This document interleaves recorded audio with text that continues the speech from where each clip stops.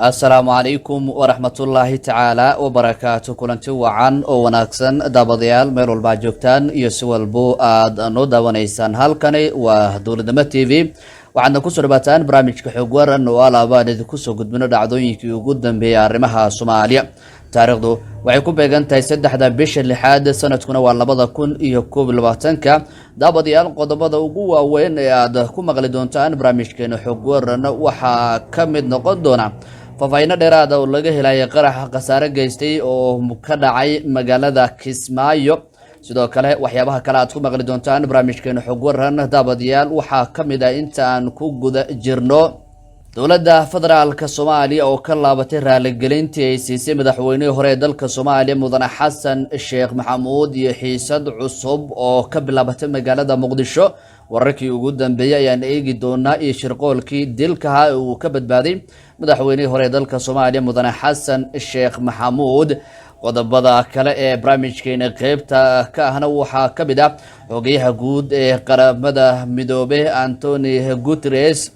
oo dacwad culus ka gudbiyay dowladda Soomaaliya iyo dowlado kale. hadda maxay tahay sababta? warbixin dhameystiran ayaan idin haynaa oo aad ku daaban doontaan.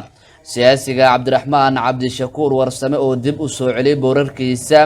xilli uu markaasi bilowday isxulufaysi magaalada Muqdisho. wararkii ugu dambeeyay arrimaha doorashooyinka ayaan isla eegi doonaa daabadayaal inta aan ku guda jirno iyo waxaad ku daaban doontaan ra'iisul wasaaraha xukuumadda Soomaaliya Mudane Maxamed Xuseen Roble oo maanta gaaray magaalada Jowhar iyo ujeedka safarkiisa. xoog ayaan idinka haynaa qodobadaas iyo qaar kale ayaa daabadayaal ku daaban doontaan barnaamijkeena xog waran. balse daabadayaal inta aan guda gelin qodobadaas iyo qaar kale oo faahfaahsan haddii ay tahay markaad kugu horeyso aad soo booqatay Dowladnimo TV waxaan ku leenahay aan naga hilmaamin subscribe gambaleelka furasi muuqaalada iyo warbixinada aan soo gelino aad u noqoto daawadaha u hore muuqaalka uu soo gaaro asxaabta wala wadaagi kartaa wixii afkaar ahna qaybta commentiga ayaad nagu reebi kartaa. waadna ku maasantiin sida quruxda badan aad uga falcelisaan wararka iyo warbixinada halkan aynu soo gelino. iminkana daabadayaal u diyaar garooba qodobadaasi oo faahfaahsan. aan ku bilaabay daabadayaal ra'iisul wasaaraha xukuumadda Soomaaliya Mudane Maxamed Xuseen Roble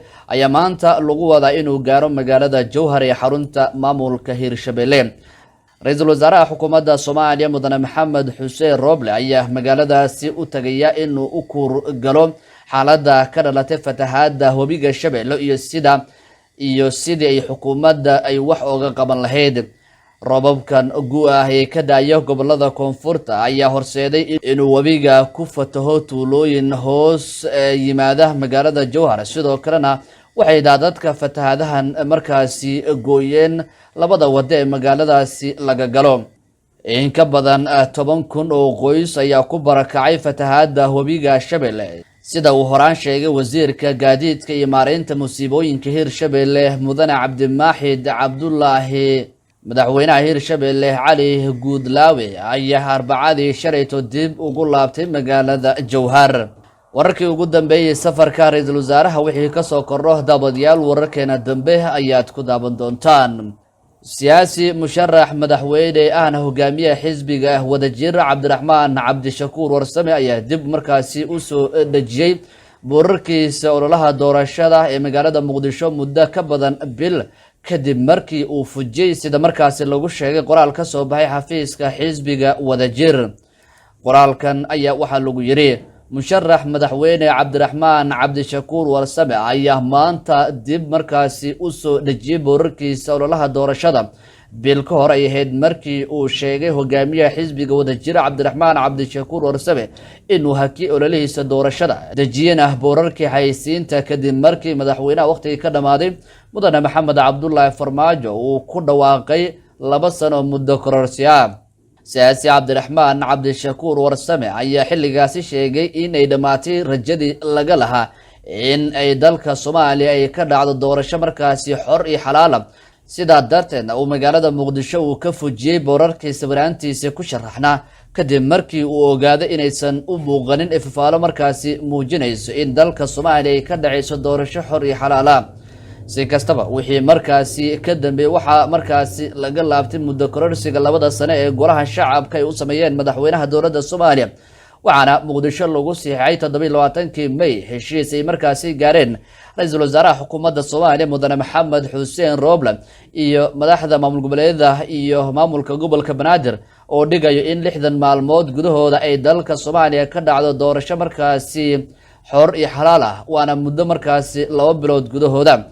waxa hadda magaalada Muqdisho si toos ah uga bilowday ololaha doorashooyinka iyadoo ay hadda markaasi ay dhismayaan isbahaysiyo cusub oo badankooda ku salaysan habeleen siyaasiga Cabdiraxmaan Cabdishakuur Warsame ayaa shalay qoraal uu soo dhigay bartiisa Facebook waxa uu ku sheegay in uu kulan markaasi talwadaag ah la yeeshay musharaxiinta kala Cabdiraxmaan Xuseen Guudlaabe iyo Dr. Cabdinaasir Cabdulle Maxamuud oo ay markaasi ka soo wada jeedaan beesha Habargadir dowladnimo TV ayaa daawanaysan daabadayaal barnaamijka xog waran ayaad la socotaan iminka aan soo qabto warbixino markaasi ka duwan kuwaasi dowladda Soomaaliya ayaa ka mid ah wadamada aan weli markaasi bixinin qoondooyinka miisaaniyadda UN-ka taasoo ay markaasi ku weyn doonto xuquuqdeeda cod bixinta xogaha guud ee qaramada midoobay Antonio Guterres ayaa warqad ka dhan ah Soomaaliya iyo dalalka Comoros iyo Sao Tome u diray Volkan Bozkir oo ah markaasi madaxweynaha golaha loo dhan yahay ee qaramada midoobay sida markaasi ay shaacisay wakaaladda wararka AFP Mr. Guterres ayaa marka hore madaxweynaha golaha loo dhan yahay la wadaagay warqadaasi xasaasiga ah oo uu ku sheegay in ay xuquuqdooda cod bixinta ku weyn doonaan wadamadaasi oo ay markaasi ku jirto dalka Soomaaliya lacagta laga rabo dowladda Soomaaliya ayaa gaaraysa ilaa iyo 1,443,64 oo dollarka Mareykanka iyadoo markaasi kadibna ay heli doonto xuquuqdeeda cod bixinta gaar ahaan wixii ka dambeeyay bisha soo aadan ee Sebtembar qoraalka uu soo saaray Antonio Guterres ayaa waxa uu sidoo kale ku sheegay in ay wali wadamadan ka codeyn karaan kala fadhiga hadda socdo balse ay ku egtahay bisha Sebtembar ee sanadkan waa sida uu hadalka u dhigay sidoo kale Jamhuuriyadda Afrikada Dhexe oo iyaguna markaasi lagu leeyahay qoondada miisaaniyadda howlgalka ee qaramada midoobay ayaa waxa ay waan doonaan xuquuqda cod bixinta ee golaha guud ee 193 xubnood sida markaasi lagu sheegay warqadda Antonio Guterres uu soo saaray si kastaba ahdiga qaramada midoobay waxa uu dhigayaa in xubnaha deentooda ay la eg tahay ama ay ka badan tahay xaddiga tabarucaadooda labada sano ee ka horeeya ay lumin doonaan xuquuqdooda cod bixinta markaasi lagana saari doono qaramada midoobay dowladnimo TV ayaa weli daawanaysaan daabadayaal barnaamijka xog waran ayaad nala socotaan qaybihii dambe ayaana iminka ku sii siqeynaa iminkaan soo qabto dowladda federaalka Soomaaliya ayaa lagu soo waramayaa inay ka laabatay raaligelintii ay siisay madaxweynihii hore dalka Soomaaliya Xasan Sheekh Maxamuud iyo xiisad ka taagan magaalada Muqdisho kadib daabadayaal shaqaqadii xalayto ka dhacday meel markaasi ku dhow xarunta maxkamadda gobolka Banaadir oo markaasi lagu rasaasay gaari uu la socday madaxweynihii hore dalka Soomaaliya mudane Xasan Sheekh Maxamuud ayaa waxa faahfaahin dheeraad ah markaasi ka bixiyay taliska asluubta taliyaha ciidamada asluubta Soomaaliyeed Generaal Mahad Cabdiraxmaan Aadan oo saxaafadda maanta kula hadlay magaalada Muqdisho ayaa sheegay in ilaalada Xasan Sheekh Maxamuud ay rasaasta bilaabeen taliyaha ciidamada asluubta Soomaaliyeed Generaal Mahad Cabdiraxmaan Aadan oo saxaafadda kula hadlay magaalada Muqdisho ayaa waxa uu sheegay in ilaalada Xasan Sheekh Maxamuud ay rasaasta bilaabeen kadib falkaasi marka uu dhacay madaxweynihii hore dalka Soomaaliya Xasan Sheekh Maxamuud iyo xubno la socday ayaa si nabadgelyo markaasi u hormaray wadada markaasi lagu rasaasay hadalka dambe ee markaasi lagu tirtiray raaligelintii ay bixiyeen ciidamada asluubta ayaa waxa uu sababi karaa culays kale iyadoona uu ereyo adag u adeegsaday taliya Mahad madaxweynihii hore dalka Soomaaliya mudane Xasan Sheekh Maxamuud markii uu saxaafadda la hadlay kadib shaqaaqadii shalay ka dhacday meel ku dhow xarunta maxkamadda gobolka Banaadir ee lagu rasaasiyay gaari uu la socday madaxweynihii hore ee dalka Xasan Sheekh Maxamuud ayaa mar kale waxa faahfaahin dheeraad ah arintaas ka bixisay dowladda federaalka Mahad Cabdiraxmaan Aadan oo ah taliyaha ciidamada asluubta Soomaaliya oo maanta saxaafadda kula hadlay Muqdisho ayaa sheegay in ilaalada Xasan Sheekh Maxamuud la socotay ay rasaastu bilaabeen sida uu warka u dhigay isagoo sheegay in ciidanka asluubta ee meesha ku sugnayd iyagu isdifaac ahaayeen cadeymana loo hayo sida falka uu ku bilowday hadalka runtiisi waa tan haddaan run la sheegin beena qarsanay Soomaalidu tiraahdo siday wax u dhaceen aan ku daraaya gaariga Cabdibilaha maray askarta waxay ahayd inuu istaago oo yiraahdo madaxweynihii hore Xasan Sheekh Maxamuud aan wadnaa askartu jidkay u furi lahayd waa la soo dhaweyn lahaa ma dhihina gaariga waa gudbay distan dheer baa u dhaxeeyay markuu gudbay waxay joojiyeen gaarigii dambe si ay u hubsadaan baabuurkii gudbay dib u rasaas u soo riday u soo xabaday kaamira jirta umad badan joogtay magaalo weeye wax cad waaye waxa aniga aan sheegay dhibaatada cabdibilaha sameeyay wuxuu bedeli gaaray ninkuu waardiyeynay hadii cid xabad kugu soo rido waxay taadan ogay oo xabad kugu soo rido adna xabad haysatid faataxa lama aqrinayo xabada loogu jawaaba arrinka sidaasay ku dhacday xabadu ma ahan inay asluub bilowday ma ahan inay cid ku qaldantay gaarigay joojiyeen cabdibiluhu inuu istaago sheegay ahayd ay dhahaan mas'uulkaasaan wadnaa haddaba jidku maray waa loo furay abarta waa la soo dhaweeyay sidii madaxweyne asigoo ah hadeer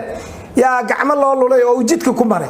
waxa uu jenaraal mahad cabdiraxmaan aadan ka hor yimid guddi baaritaan ah uu wasiirka cadaaladda dalka cabdulqaadir maxamed nuur jaamac u saaray dhacdadaas in ay baaritaanna ku soo sameeyaan isagoo taliyuhu sheegay in ciidanka laga qaldanaa ayna mudan yihiin in laga raali geliyo rasaasta la huwiyey in la yiraahdo anigu igu sugaayeen taas ayadaan nama qabato meeshana waa nagu la ogyahay burcadnimo kuma deganin ciidan qaran baan nahay oo meesha degan oo aagaas lagu ogyahay cid walbana waa nagu ogta noo ogolaada inaad istaagtaan oo sukaana sheegtaan in la yiraahdo askarigi waa dambiile hala baaro dambiile maaha hadduu askariga dambiile ana dambiile aniga hala baaro annaga waxaan ku hadlayaa waa arki doontaa saakuya waardiyaan saarnay waxaan iri ilaali cadow ilaali xafiisyadan ilaali gaariga qaraxa wada ilaali hubso ilaali ninka maxay hayto isu soo xirxiray oo inuu qarxar rabo ka ilaali tiibu u taagan yahay habeenii maalin dambiila tahay in loogu daro ma aha kadib falkaas markii uu dhacay saacada kadib xasan sheekh maxamuud iyo xubno la socday ayaa kolonyo gaadiida oo ay saarnaayeen waxa ay si nabadgelyo ah ku horumareen wadadii lagu rasaaseeyay sida uu sheegay taliska ciidamada asluubta Soomaaliya ugu dambeyn daabadayaal wararka daabadayaal iminka naga soo gaarayo magaalada Kismaayo ayaa waxay sheegayaan in xaaladdu ay haatan tahay mid degan kadib markii ciidamada ammaanka howlgal ku jiray markaasi qarax bambaana lagu weeraray ciidamadan lala beegsaday qaraxan ayaa ku sugnaa isgoyska loo yaqaano Soomaalista waxaana ku dhaawacmay 4 qof oo shacaba dadka dhaawacmay waxaa markaasi ku jiray haweeneyda oo meesha caano ku iibsanaysay sida ay xaqiijiyeen dad goobjoogyaal taliyaha ciidamada booliiska gobolka Jubbada Hoose mudane Maxamed Cabdi Xasan Xujaali ayaa sheegay in howlgalka habeennimadii la soo dhaafay la sameeyay ciidanka ay markaasi ku soo qabteen waxyaabo kala duwan wuxuuna faahfaahin kooban ka bixiyay qaraxii xalayto ka dhacay magaalada Kismaayo dadka deegaanka ayaa waxay ku warabayaan in xogta booliiska ay sheegeen ay ka badan tahay dadka ku dhaawacmay qaraxaasi waxayna sheegeen inay gaarayaan ku dhawaad 7 qof iyadoo markaasi isku socodka isgoyska Soomaalista ee Kismaayo uu caadi yahay iminka ganacsigiisa dibna loo furay kadib qaraxii halkaasi ka dhacay وباري أديو لبدي ساعة مركاي دم سيدي بس إذا يقانو حي نوان كده رياشة يا إذا ما ده بوليسكا ما لقيت شو بيعمل تبويتن مجال الجودة هذا يا رياشة يكتورن بام صوتورن بام كاس مركا مو سهلين أيوة بجدري أي لاين ما يندعين لكن ده شعب وقاب تكدوا على حيث وحي الله يسوع قارتي وحد ما شاء هذا بعين مجران إلهي لا كم هكذا marka inkastoo aan goobta tegin laakiin warbixinta sida dhabtaan oo dhacayo 4 qof oo dadkii shacabka ah dhaawac ka soo gaaray qof weynadana hadda yaa dhaawac waxoogaa ayaa u taran baan maqlay xaaladda marka sida weeye dawayna dhacdaa oo marmarka waxa ay tuuraan way dhacdaa tilaabadii ugu habboonayd ee hadda booliska qaadi lahaayeen bay qaadeen isla markiiba goobtii ilaalada goobta boykan bay ahaydoo waardiyaha magaalada gudaheeda laga hayo meel ay ahayd markiiba gurmad horlana uu tagay oo dalka wixii lagu soo qabtay iyo wixii aan lagu qabaninba waa wax dadka lala wadaagi doono wax badan baa lagu qabtay guud ahaan daabadayaal qodobkaasi ayaan ku soo gabagabeynayna wararkii ugu dambeeyay barnaamijkan xog waran oo alabaad kala socoteen dowladnimo TV intaan daabadayaal barnaamijkan kiisi xigaan ku kulmi doono waa bahda dowladnimo TV oo idin leh sidaas ismaqal dambe xiiso leh bye bye